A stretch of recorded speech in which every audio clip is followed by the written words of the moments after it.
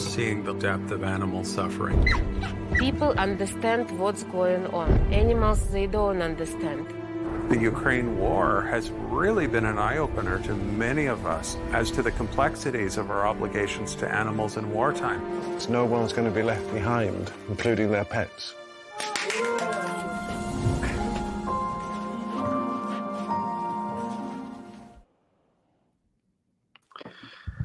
Hi, everyone. I'm Fred Kaufman, executive producer of Nature. Thanks so much for joining us on this special Q&A panel for the episode Saving the Animals of Ukraine. I hope you've had a chance to watch the episode and submit your questions. If not, please feel free to send them in now. If you'd like to see more from the episode, including behind-the-scenes videos, please subscribe to our Nature newsletter. Links to subscribe are in the chat and the QR code you see on your screen. So right there, we have our code, and we'd love for you to join and be a part of our Nature community. I'm incredibly honored to be joined tonight with two producers of the film and the director. First, Anton Pushkin, who shot, directed, and produced the film, along with co-producer Elliot Halpern. Thank you so much, Anton and Elliot, for being here. So much to talk about. I'm going to be checking in with comments to see what people want to hear about. But Anton, let's start it off with, as you look back on what you worked on, just how challenging was it to film? These are difficult stories. It's you're in a war zone. It's dangerous. Logistics are complicated. What was the experience like producing this film? Thank you, Fred. Yeah, it was quite challenging, but I didn't feel that it was kind of that dangerous. But the biggest threat for me was electricity shortages. I remember right now, vividly remember, because back then it was winter 2022-23. It was really like we ran out of electricity because Russians, they kind of destroyed our electricity, supplies, chains, and facilities that produce electricity. And I remember I found myself in my studio running my generator in order to just to edit this documentary. So yeah, it was quite challenging. But I went to the front lines a couple of times. But I think that Natalia Popova, who is I believe audience right now know about Natalia Popova, this lady, this brave lady who has been saving lions. I believe she was in the bigger danger, like for sure. And a lot of talents of this documentary, they were in a bigger danger, I believe. Guys, thank you so much. Guys, thank you so much for your comments. We will ask your questions. What I found quite, I guess, remarkable, and credit goes to you and Elliot. This could have been a really difficult, unpleasant experience watching this film. And I thought you did a really good job sort of threading the needle that while it is a tough watch, it's so inspiring with extraordinary people, rather ordinary people operating in extraordinary times and doing such great work. And by the end of the hour, it's just not only riveting, but inspiring and in a way heartwarming that there are people all over the world, everyday people who are doing things, risking their lives, risking their safety to help other living creatures. Fred, thank you so much.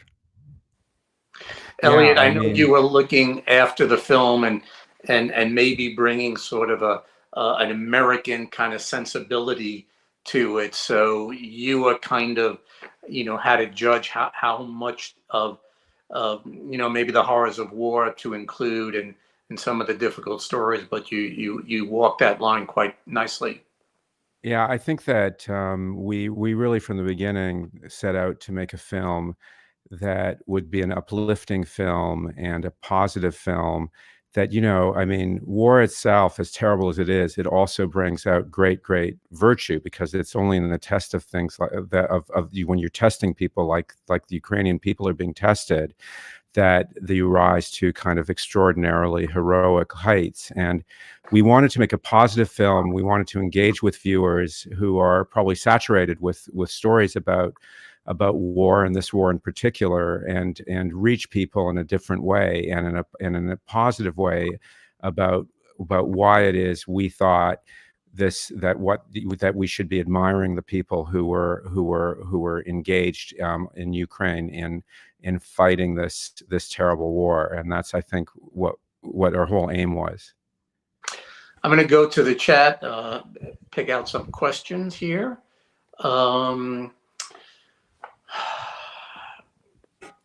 Someone wants to know, Cami, I'm curious just how migration routes have been impacted. You know, this is kind of a big question because, of course, animals are unaware of what's going on and have traditional migration routes, particularly birds, and then they find themselves in very challenging and dangerous situations. A bit of that in the show. Anton, do you want to comment on that?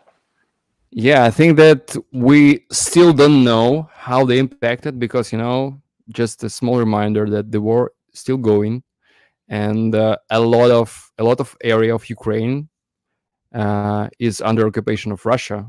So certain natural reserves, Nature reserves, yeah. They are under occupation. So we don't know what is happening there.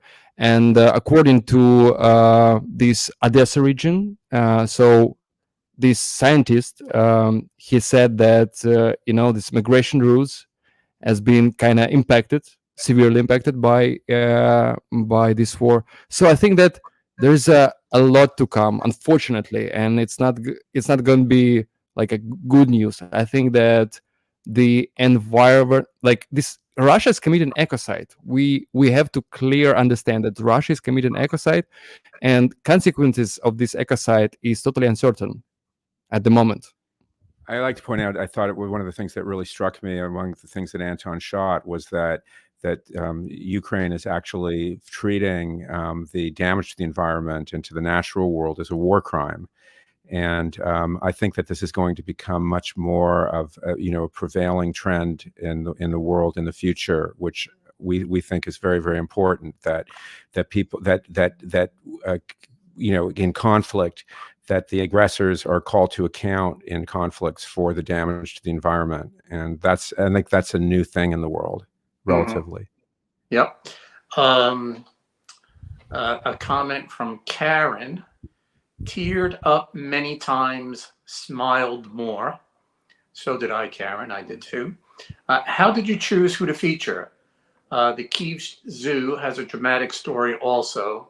Thanks for this documentary. Anton, how did you figure out who to go to and who you wanted to feature in the documentary? First of all, thank you, Karen.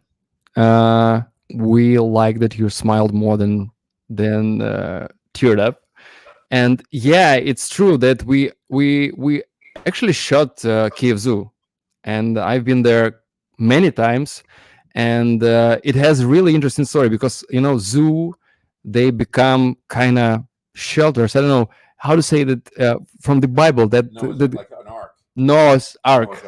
Yeah, because a lot of people brought some I don't know, snakes or lizards to the zoos in order to kind of keep them alive. So yeah, that was interesting. And we kind of research how this PTSD works on lions via Kyiv Zoo. And I was in Mykolaiv Zoo, which was severely shelled many times. So asking you questions like how we choose who to feature. Frankly, we shot 85 hours of raw footage, so it was a really hard decision, and we have a lot of stories that unfortunately it's just impossible to cover in a 1 hour long documentary. So I think that we chose the most powerful ones What do you think? Yeah, I think that was our we wanted to choose the most powerful and the most representative stories for the film. And, we're always looking at it not just as a collection of small stories, but how it's going to play into a narrative arc that that spans the entire film. So, those were the kinds of hard decisions we had to make all along in the edit. Yeah. By the way, I just want to remind people the QR code that you see on the screen there links to Nature's newsletter. We'd love for you to join and be a part of our community and get behind the scenes videos as well as other information. So please take note of that. Comment from Dan. Why did Nature decide to do this film? Which is an interesting story because it's not really a nature film. There's no natural history really to speak of. It's really more about people. And the quick answer to that is, and I know Elliot will get a kick out of it, because when it was sent to me, I really had no intention of doing it. I just thought there was too much horror going on in that country, and to spend an hour on the animals there, I was not comfortable with the idea, and I really felt rather firm in my decision. But had a call with Elliot and his partner Elizabeth, and told them that it was just not right for us, and gave them the courtesy of responding. And something in that call, and I'm not sure what it was, but I completely flipped from not planning on doing this film and graciously and getting out of this conversation with them to realizing we must do the film, that there was no way we could not tell this story. And granted, it's not kind of a wildlife documentary, but it deserves to be seen and heard, and I think it's going to be very impactful. So a very interesting story. It doesn't happen very much with us on Nature, but it turned out to be beautifully produced and impactful. Elliot, anything you want to add to that? No, it's we were so pleasantly surprised, Fred, by the fact that we all knew that it wasn't a classic Nature, and that you had that reaction, and that you were moved to give it the incredible showcase that Nature provides. So yeah, no, it was an amazing thing when you said yes, where we felt like it was a very, very long shot. So yeah, it's incredible. And again, I just want to tell. Yeah, Fred, sorry. No, go ahead. Yes, of course. Yeah. So I was telling you that when we started to make this film, it was summer 2022, 2 years ago almost. So, and everybody around in Ukraine, they were making films, documentaries in particular, about people and about military guys, citizens, volunteers. And we were making film about animals, and I kind of sort of feel weird about that. But right now, I feel that, yeah, that's film about animals, but at the same time, it's video about people as well. Yeah. So, and that's what else. I mean, when you get right down to it, it's really about the human spirit. And, in so many difficult situations, whether it's animal rescue, people rescue, or anything, it's amazing the people who step up with their lives in danger, or, where their safety cannot be guaranteed, and they do heroic things. Bill writes, who had the connection to the sanctuary in Spain, and how were you able to transport the animals out of the country safely? Natalia Popova, actually. This is this brave woman who is responsible for evacuating big cats. She had connections, I believe, with 7 or 8, maybe, because you heard that her lion is right now in South Africa, in America, in Spain, in Amsterdam, I believe. So she had this connection. And I mean, transport safely, it's actually not a problem. I mean, transport from Frontline to Kiev, it's a bit of a challenging. And I heard a lot of stories about Natalia Popova, from Natalia Popova, sorry. And it's interesting because like Lion, who was evacuated from the front line, from Donbass in particular, to Kiev, is considered to be in a safety. But unfortunately, the truth is there is no safety in the territory of Ukraine right now. And the Lion Bretzel, like I crossed his cage in Kiev region, and he was literally roaring at me because he was that stressed, and it turned out to be not aggression, but it was fear. And like why? Maybe you saw on the film, these photos when he was kind of with wounds in his face. So it turned out it was a Russian missile strike. I was in Kiev in that day. And this poor lion, he was trying to break away somehow, and he smashed his face against the cage. So, and after that, he was successfully evacuated to Spain. So, yeah. It kind of blows Anton, me away, though. I was just going to say, it blows me away in the film when Natalia, not only is she saving the animals, when she climbs up into that big truck and she's driving the truck, that is really amazing. It really is. She's a multi-tool woman, yeah. Yeah, no, she was. She's really one of the stars in the film. She was terrific. Anton, there was a comment about most of the film, people's pets and the zoo animals, but what about farm animals? In the rural areas, what was their fate? Yeah, I mean, because a lot of people in frontline zones, they keep farm animals. So it's a kind of tradition. So a lot of them, unfortunately, have been killed because, like we shot and Strauss. How to say Strauss? Sorry, oyster, not an oyster. I forgot the name.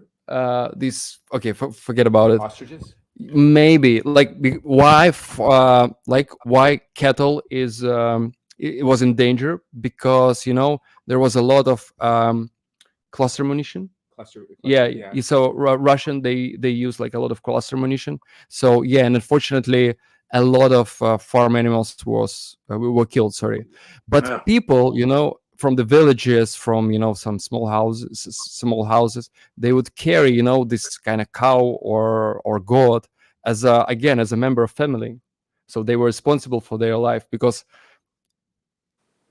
Plus that this is a cattle, it's like somehow I don't know. It's a part of the family. So unfortunately, yeah. So we didn't cover this in a film because again, there is no chance that you can cover every topic in a 1-hour film. But yeah, unfortunately, a lot of really bad stories happened during this war, and they continue to happen, unfortunately. I just want to step outside sort of the bounds of the film itself and ask about the current mood in the country. I saw something on the news today about some heavy fighting and Russian reinforcements. That we've been reading for weeks and seeing on the news that this supply of ammunition and equipment that we got through our Congress and the president signed to ship, that may take some time, but what's the current mood in the country? So first of all, right now it's again electricity shortages in Ukraine. Right now in Kiev, they are running out of electricity because for the past months Russia destroyed at least like 50% of our electrical facilities and all sorts of things. And Russians again, they are trying to. They did it. They crossed the state border of Ukraine again, and they are trying to assault the Kharkiv, which is the second biggest city in Ukraine. They are literally kind of destroying it, leveling to the ground using gliding bombs and rockets. And yeah, so they're trying to kind of open the second front. And frankly, I've lost a lot of people that I knew personally for the past couple of weeks. And again, I told you that I was on the front lines, and I shot like a lot of soldiers. And one of the soldiers, we didn't cover that much, but a lot of soldiers, they keep so sorry, we have a party here, and because of this because of the premiere. So a lot of soldiers, they keep stray animals next to them, like dogs, cats. And I shot like a lot of the soldiers. And one guy that I met first time, it was 2022, and he was adopted like a really funny dog. And 8 months later, that guy was killed, unfortunately. So, but his wife, the wife of this guy, eventually she found this dog and adopted it. So again, it's a really heartwarming story. But yeah, so you ask about like the moods right now in society. It's really hard. Frankly, it's really hard. But because it was a really long pause in support of Ukraine. I mean, the supplies of ammunition. So we are in a really kind of hard situation, but we'll see. So I'm going back to Ukraine in a week or so, and I will be in Kiev. People are writing, asking what they can do. Any suggestions? If you can donate. We have a lot of animal rights organization like Zoo Patrol, like Patrons Found. I don't know. Do you guys like Patron? Because for me, it's one of the main stars of this documentary. But Patron, like what he did, he created his own fund, and the basic job of this fund, the main aim, is just to support sappers, engineer troops who lost their limbs because they blew up on the mines. And we have a lot of such cases, because Ukraine is the most polluted with the landmines territory in the world right now. So you can donate to Patron, you can donate to any animal rights organization, or you can donate to Ukrainian army. And I'm going to ask you about, you've been showing this film in Ukraine, but again, I just want to remind people who are watching this chat, the QR code there that you see links you to our Nature newsletter and behind the scenes video of the making of this film. And we'd love for you to utilize that and join and be a part of the Nature community and learn more about the other shows we're doing as well. Now, interestingly, Elliot, you've produced a 90-minute, what we call a theatrical version of the film. We put it out as a 1 hour, and it played, and I'm not sure, is it still playing, but it's played in theaters, in movie theaters in Ukraine, and has gotten an incredible response. Yeah, I mean, it's quite extraordinary. It kind of blew my mind that I think now close to 28,000 people have seen this film in theaters in Ukraine, in theaters across the country, a film about a war being attended to by people who are experiencing that war. And I think, honestly, I've tried to figure out how that could possibly be, because if anybody knows anything about documentaries that are released in theaters, it would be a rare film in North America that actually got those kind of figures. And I feel it's because the film is a film that is uplifting and is affirming of life that it's been had such a strong response. Would you say that, Anton, in terms of the Ukrainian audience for it? Yeah, I visited almost like 15 or 16 screenings in theaters, and I was actually blown away, because it was, it was spring. It was again, as you said, like as you mentioned, that it's documentary about the war, during the war, and I was blown away that people would choose not Dune 2 or anything, but they go to the documentary about pets. And I believe, we something, inside this topic about animals, it's something heartwarming and something that can heal your soul. At least I don't have any explanations except that. So yeah. But response was really, really, really good. Well, I want to thank both of you for joining us tonight. First, to commend you on a very special, difficult film, but one that had to be shown and produced, and to remind us of what's going on there and what some incredible people are doing to save the wildlife and care for the country. So Anton Pushkin, Elliot Halpern, thank you so much for joining. It's a very, very special film. Nature is now in its 42nd season, and this ranks very high, maybe at the very top of the list of a story that I'm so proud to have been a part of in a small way, but to get it out for people to see. So thank you for that. I want to thank everybody who is on this this Zoom panel discussion watching. And again, if you haven't heard me, but you have, about the QR code, we'd love for you to sign up and join us. And we'll be back next Wednesday. We're not having a panel discussion, but it'll be our last premiere episode of the season, called Wild Ireland, Kingdom of Stone. And we're going to show you a clip of that. And again, thank you all for joining us tonight. Great to know that you're there. Elliot, Anton, good to see you, and be well. Thank you so much, Fred, and thank you. Wild water and rock. Ireland is famous for its stunning scenery. One of its greatest natural treasures is a strange world of grey stone called the Burren. The Burren seems lifeless, but look a little closer. Some extraordinary survivors clung to life.